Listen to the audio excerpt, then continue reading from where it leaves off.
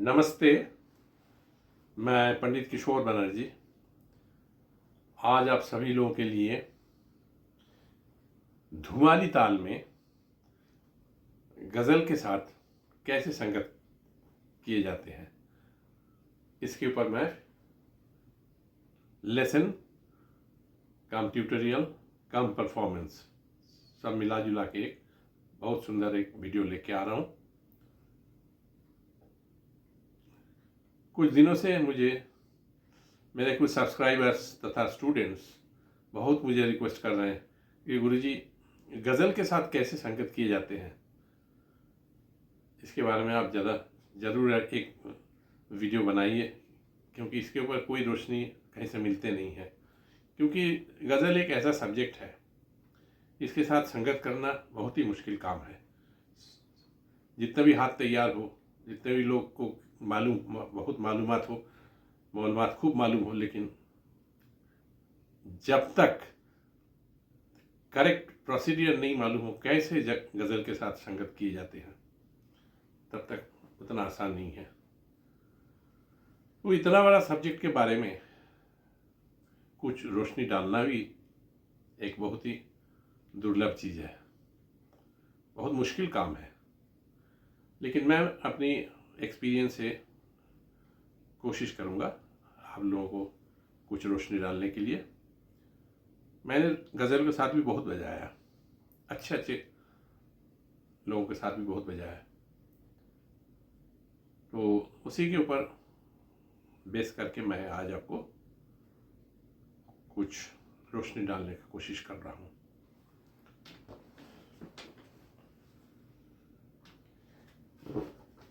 तो शुरू करते हैं। गज़ल में कहारवा भी बजते हैं और धुमाली भी बजते हैं, और दोनों 8 मात्रे का ही ताल है। अमीर खुसरो साहब ने ये धुमाली ताल को उन्होंने ही बनाया, और ख़ास करके धुमाली ताल को इसलिए उन्होंने बनाया ताकि गज़ल की जो एक लहजा है उसके साथ कैसे बजाया जाता है, उसके लिए फिट बैठाने के लिए ये धुमाली ताल की सृष्टि हुई। धुमाली ताल की इजाद उन्होंने किया, और एक बहुत बड़ा काम उन्होंने किया है। उसके लिए जितना भी उनके बारे में अच्छा बोला जाए वो कम है, क्योंकि गज़ल की एक ऐसा लय है ना, उसको ये बहुत अच्छी गज़लें जो हुई है उसको सुनने से आपको पता चलेगा। धुमाली ताल में कहारवा ताल की जैसा ही 8 मात्रा है, उसमें एक ताली और एक खाली है, और 2 विभाग है। पहले मात्रा में सम, 5वीं मात्रा में खाली, और इसके बोल भराव तथा ठहराव, ये दोनों चीज बहुत ही इंपॉर्टेंट है। पहले मैं इस धुमाली ताल को मैं पढ़ के सुना देता हूँ, फिर बजा के दिखाऊंगा। उसके बाद उस ठेके को लेके चल के इसमें करते हुए चलेंगे, और जैसे जैसे गाने का जो स्टाइल है उसके साथ जिस तरीके से बजाने से अच्छा होगा, वो उस समय उस वक़्त गाना सुन करके दाएं बाएं का कॉम्बिनेशन करके उनके साथ जाना पड़ता है। तो चलिए धुमाली ताल के ऊपर मैं ठेका से शुरू करता हूँ।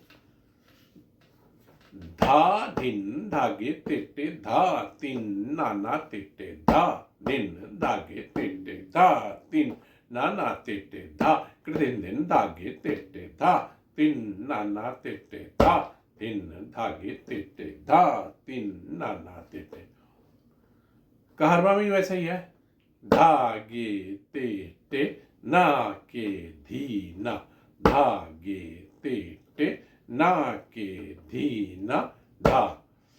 यही ठेका अगर ख़ानदानी कुछ गज़लें हैं उनके साथ बजाने से वैसा मज़ा नहीं आता है। इसलिए धूम वाली ताल बजाने से उसकी चेहरा बहुत चेंज हो जाता है, बड़ा ही मज़ा आ जाता है। ये ठेका को मैं बजा के दिखाता हूँ। पहली मात्रा में ताली और पांचवी में खाली है। अंकों के सहारे मैं पढ़ देता हूँ। 1 2 3 4 5 6 7 8।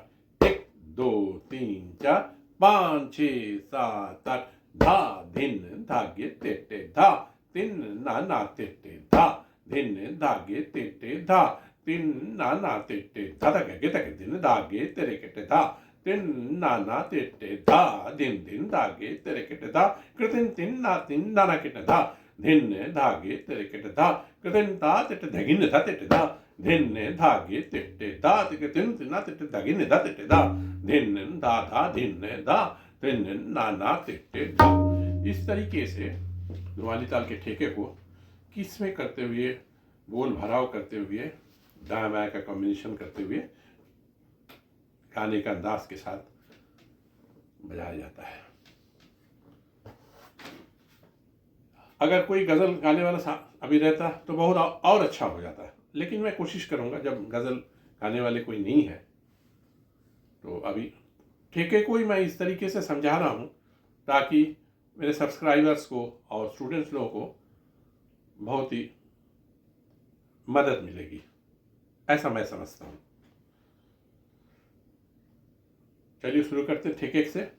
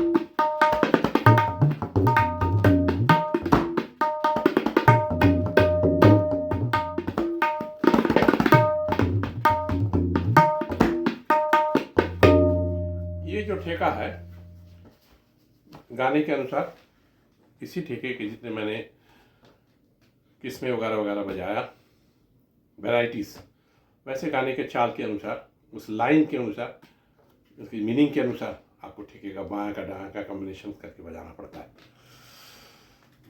फिर इसके बाद जब लग्गी चलते हैं, गज़ल बजाना बहुत मुश्किल है, बहुत सेंस चाहिए, कहाँ पे बजाए, कैसे बजाए। और एक अद्भुत चीज़ है, आप लग्गी तो उठा लिए लेकिन परफेक्ट तिहाई बजा के सम में आना है।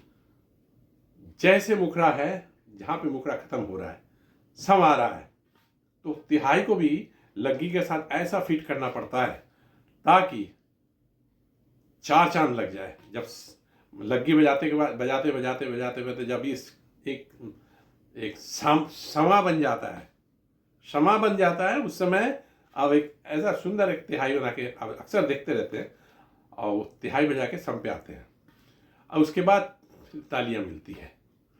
खाली उस तिहाई के चलते तालियां मिलती है। पहले तो लग्गियां बहुत अच्छा लगता है, सब सब सुनते रहते हैं, आनंद लेते रहते हैं, आनंद लेते हैं, लेकिन जब उस परफेक्ट तिहाई, बी फिटिंग तिहाई, जो लग्गी बजा रहे हैं उसके साथ मेल करके सुंदर सा एक तिहाई करके जब सम पे आते हैं तो समा बन जाता है, बहुत अच्छा लगता है। और गज़ल में ये एक बहुत ही अद्भुत सुंदर चीज़ है, ये तबले की जो लग्गी है और उसमें तिहाई से जो सम पे आते हैं। इसीलिए वो सेंस, करेक्ट सेंस जिन जिन तबलियों के पास है वही बजा सकते हैं, और उसका परफेक्ट सेंस अगर नहीं होगा तो बजाना मुश्किल है।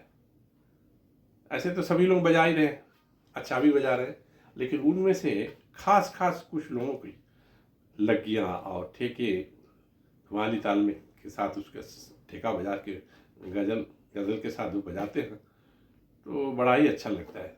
इन्हें गिने लोग इंडिया में बजा सकते हैं, ये बात मैं आपको बहुत कंट्रोवर्शियल बोल रहा हूँ।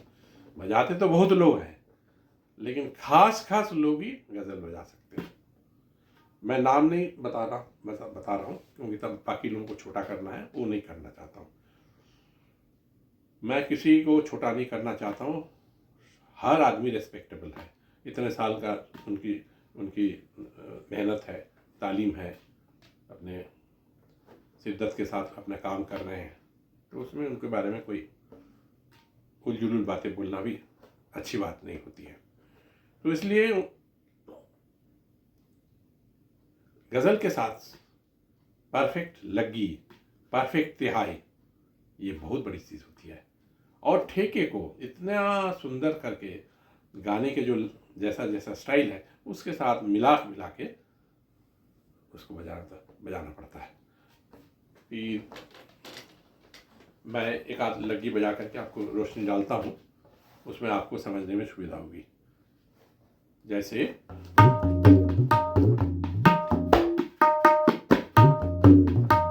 एक बहुत ही फेमस गज़ल आप सुने होंगे, शम्मे महफिल। अक्सर आप सुनते हैं, बहुत लोग इसको गाते हैं, ज़्यादातर लेडीज़ लोग गाती हैं, क्योंकि ये शोभा गुरतु जी इसको पहले गाई है, उसके बाद एक एक करके सभी लोग गा रहे हैं और बड़ा ही सुंदर गज़ल है ये।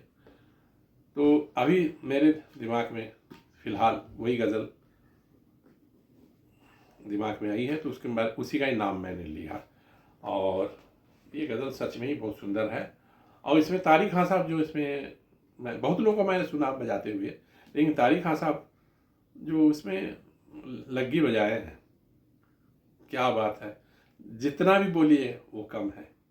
उनके बारे में क्या कहना है, वो जो ऐसा सोलो भी बजाते हैं और वैसा गज़ल के साथ जो बजाते हैं, हा क्या कहने, बस सुनते ही रहना है। ऐसे जब बजाते हैं, खास करके ठेके को किस तरीके से लेके चलते हैं, ये एक बहुत बड़ा रेफरेंस है। कोई भी आदमी अगर गज़ल के साथ कैसे संगत किए जाते हैं,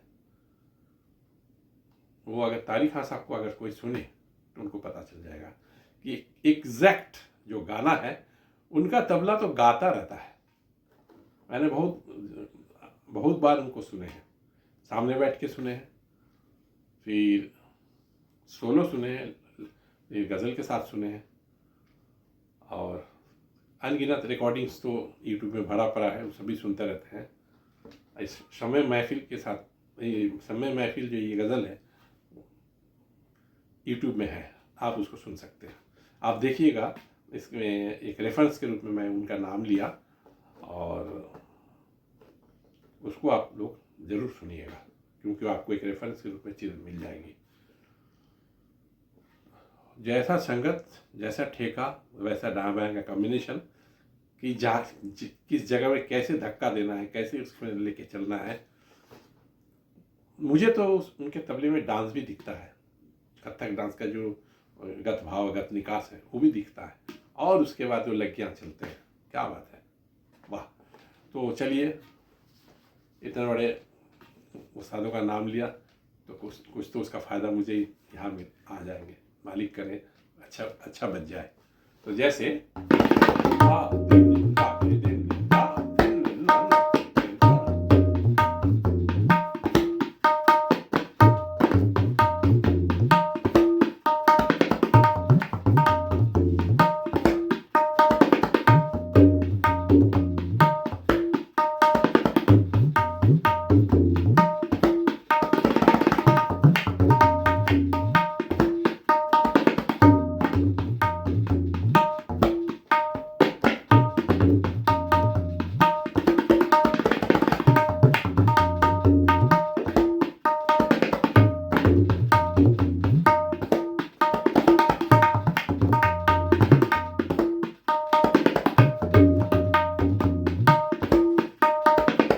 जैसे गाने के साथ ये ठीक है चल रहे हैं, फिर लग्गी का जगह आ गई तो उसको कैसे बजाते हैं देखिए।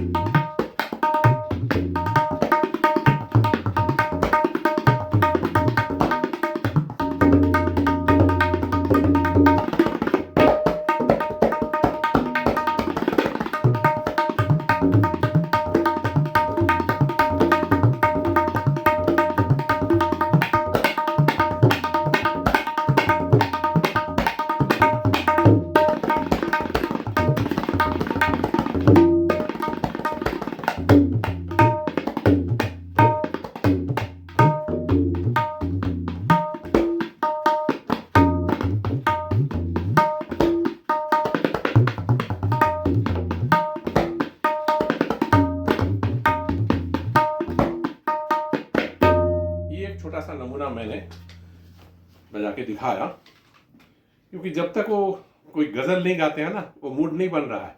और उसके साथ कैसे it is very difficult to show you how to play and how to show you the exact thing जो मेरे दिमाग में है, जो मेरे मन में है, उसको दिखाने के लिए वो गज़ल गाना, उसके साथ लकी चलना, ये बहुत ज़रूरी है।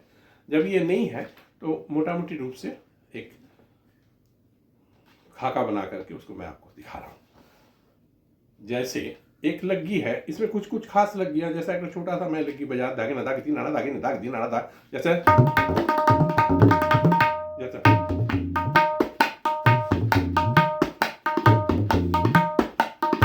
ठीक है। के बाद ये लग्गी का एक लग्गी में जाने के पहले एक इसको ऐसा बजा करके लग्गी बजाते हैं। अब उसमें लग्गी एकदम सीधे एकदम चौगुन, और उसे थोड़ा सा विस्तार करके लग्गी में बांट बोल के एक वर्ड है, लग्गी का विस्तार को बांट बोलते हैं, ये भी एक डेफिनेशन है। और बांटना, बोलों को बांटना, उसको भी बांट कहते हैं। तो खैर वो डेफिनेशन एक एक जगह वो लागू होता है, लेकिन यहाँ वो लग्गी का जो विस्तार करते हैं वो भी सुनने लायक है। तो ये जैसा एक लग्गी इसको मैं लेसन के रूप में मैं कुछ दिखा रहा हूँ, इसको कैसे बजाया जाता है।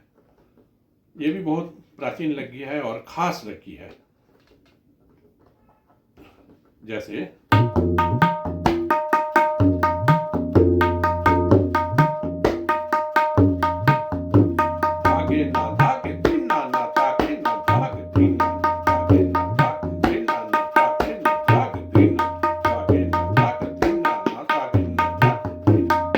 इसमें एक ती से भी चलते हैं, एक नाना से भी चलते हैं।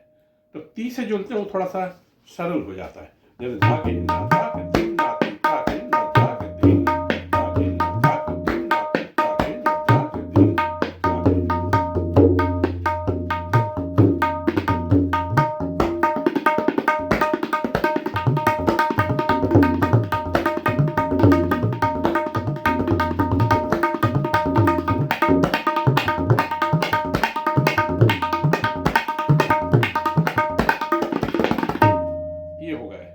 और नारा से जो चलते हैं वो है धागे ना धागे तीन ना धागे ना धागे तीन धागे ना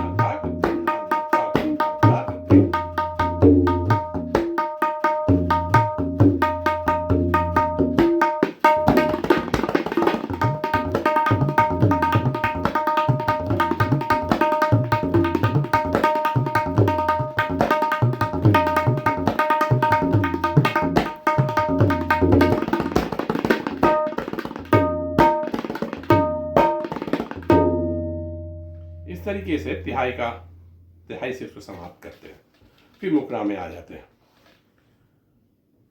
एक सुंदर सा एक और लग्गी मैं बता रहा हूँ जो गजल के लिए खास,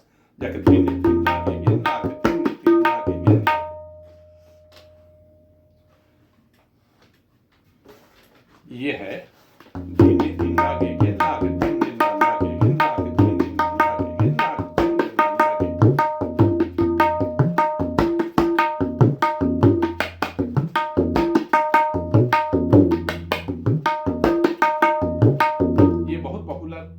लगी है, उसके साथ गजल के साथ बजाते हैं। जैसे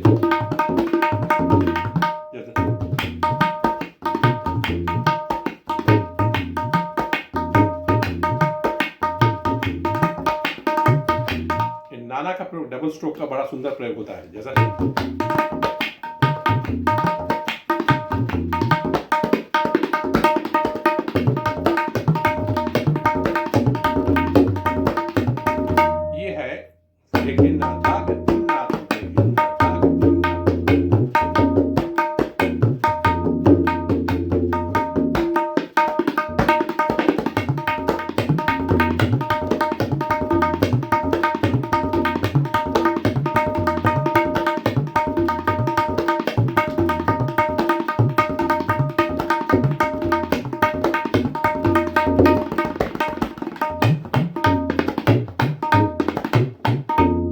ये है ये भी एक लकी है, ये भी बहुत बजते हैं। एक दिन की लकी,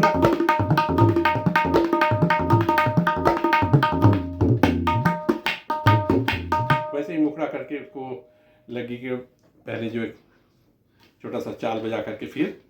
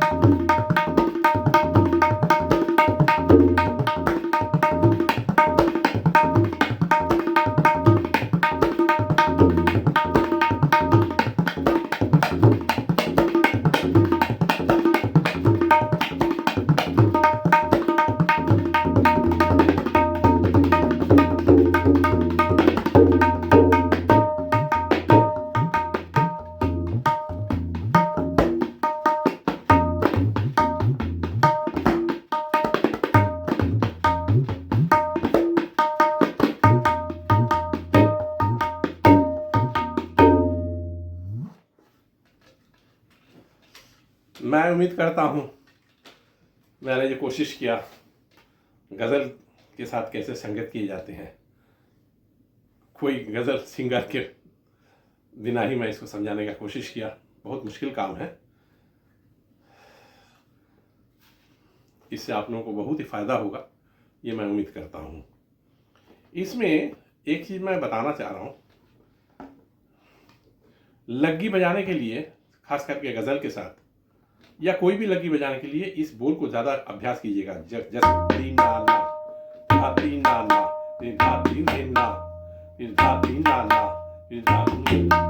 ये सब बोलों का ज़्यादा इसमें इम्पोर्टेंस है। जैसा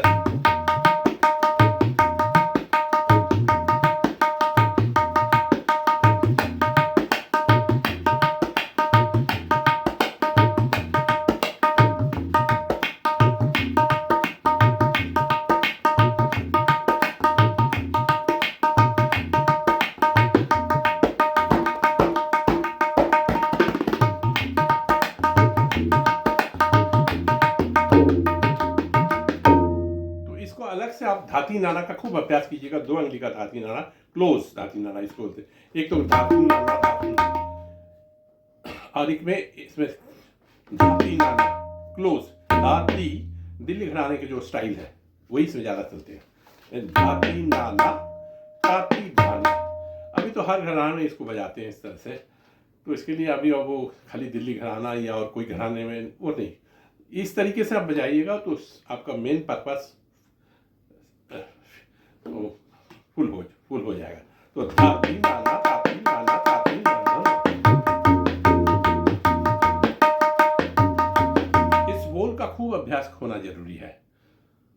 मैं सबके लिए नहीं बोल रहा हूँ, मेरे जो सब्सक्राइबर्स हैं, मेरे स्टूडेंट्स हैं, उन लोगों को मैं रिक्वेस्ट करता हूँ कि आप लोग इस बोल का अभ्यास डेली करें। और इसका अनगिनत प्रयोग भी है, जैसे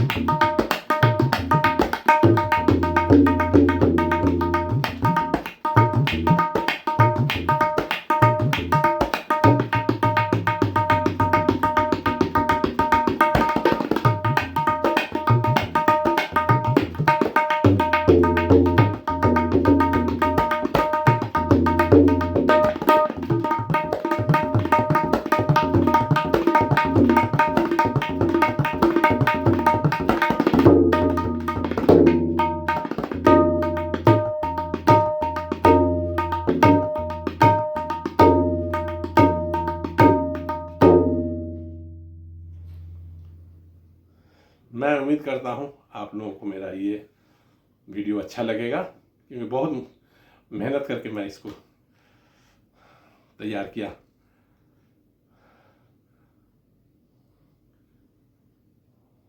इतना ही के साथ मैं आपसे, आप सभी लोगों से विदा लेना चाहता हूँ। बहुत बहुत धन्यवाद और बहुत सारी शुभकामनाएं के साथ। नमस्ते।